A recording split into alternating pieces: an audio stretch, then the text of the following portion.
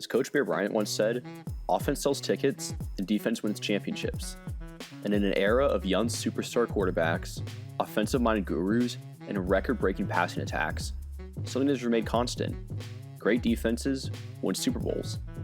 The 49ers are no exception and have been anchored by the league's best defense, specifically Robert Salehs' front seven.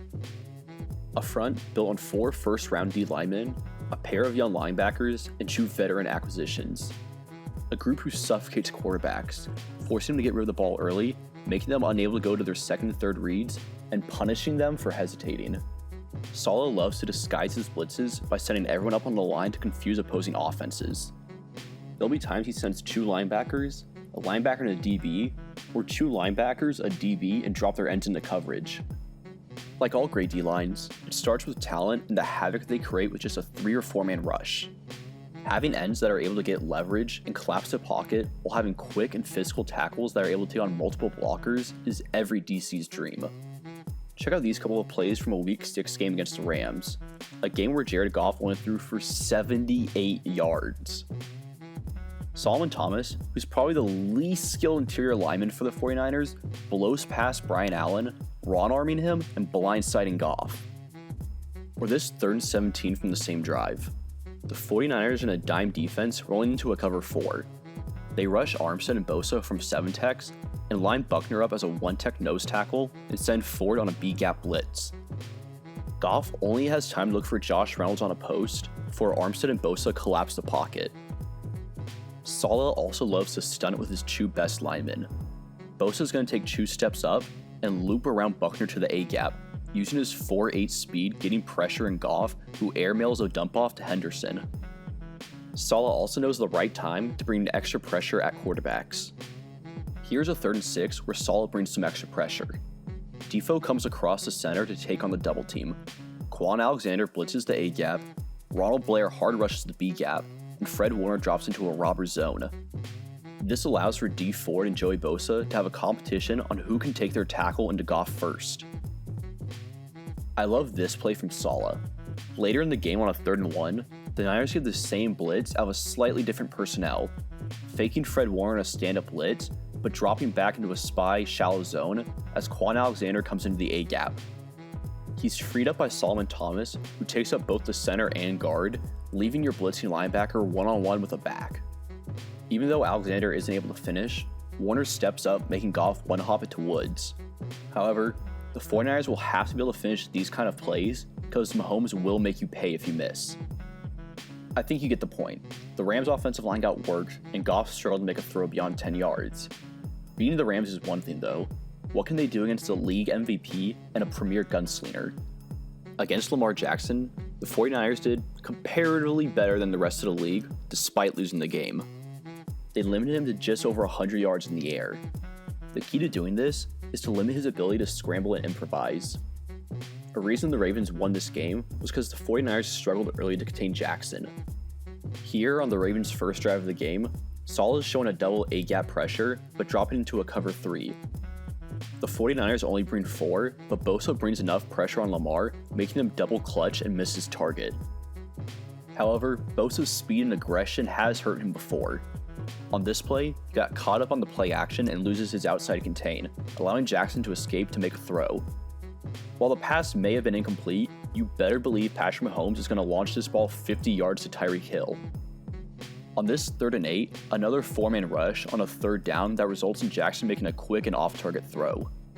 After Gus Edwards motions out, negating the ability for a read play, Armstead and Solomon shift to a 7 and 4 tech respectively to match Bosa and Buckner. Armstead gets a strong bull rush on an all-pro Ronnie Stanley, preventing Lamar from stepping up and working to his second read, Hollywood Brown, who's coming open on a skinny post in the back of the end zone. The pressure caused a rush throw, and the Ravens had to settle for a field goal. One of the few sacks the Niners were able to get on Jackson came from a combo blitz. The line all play one gap to their left, with Bosa dropping into the flat to prevent the veer play. Fred Warner replaces the B gap, and Kwan Williams is coming off the edge on a corner blitz. Armstead is able to loop around and force Jackson to scramble outside the pocket. Williams does a great job to maintain the edge, making Jackson take a dive before he's hit by a hustling Buckner and Bosa. Later in this drive, the 49ers go back to bringing pressure on Jackson. This time, they're going to drop Bosa into coverage from a 6 technique, and Sheldon Day is going to take the edge. While Day isn't able to get home to Jackson, he does force him to make a quick and off-balance throw. Towards the end of the game, the 49ers were able to improve on setting the edge, limiting Jackson on his runs and big play potential. If you watch our Patrick Mahomes film study, you'll know how important it is to have disciplined ends and not letting him be able to escape and improvise like Jackson did. In their 2 games against Green Bay, the front 7 terrorized the Packers' line, and as soon as Rodgers would step back, like a good neighbor, the 49ers were there. This is on the Packers' opening drive. It's a 3rd and 10, and Saleh is showing pressure with both linebackers lined up over the A-gaps. Number 57, Dre Greenlaw, will end up bailing along with Jaquiski Tartt, who bails to center field. K'Waun Williams is coming from the corner nickel, but this sack is created by the pressure up front. Buckner is the first to get to Rodgers, created by a stunt coming around the edge. Rodgers steps up, but is met by Buckner's buddy Arik Armstead, who slows Rodgers before Warner is able to bring him down and knock the ball free. Or watch this play from later on in the game, where the Packers are using 7 blockers versus the Niners' 4 pass rushers. It doesn't take a math genius to know that 7 should be able to stop 4, right? Well, when you have the defensive rookie of the year who can force a tackle 5 yards into a backfield, and your other star lineman that can fight through a double team and still get to the quarterback, anything is possible. Seriously, watch Buckner fight through the guard and the tackle and still get to Rodgers. The only way you can stop this is if you try to hold them, which the Packers did here. Now, watch what happens 2 plays later. Bosa and Armstead are again going on a stunt. Bosa takes the tackle and guard with an inconspicuous karate grab and kick as Armstead flies around the edge to bring down Rodgers. Here, the 49ers are going to bring pressure up the middle with Fred Warner in his 0 technique. Again, Saleh has 8 guys lined up at or near the line of scrimmage, and they're only going to bring 5, but to Rodgers, it must have felt like 8. This play is designed for Warner and Buckner to crash down, with Armstead looping around. However, the play is made by Bosa, who fires off the ball, gets leverage on his man, and gets to Rodgers, who tries to step up, but is met by a gain of Niners and doesn't even have time to get to his second read. Later, in the NFC Championship, the Hot Boys had similar results.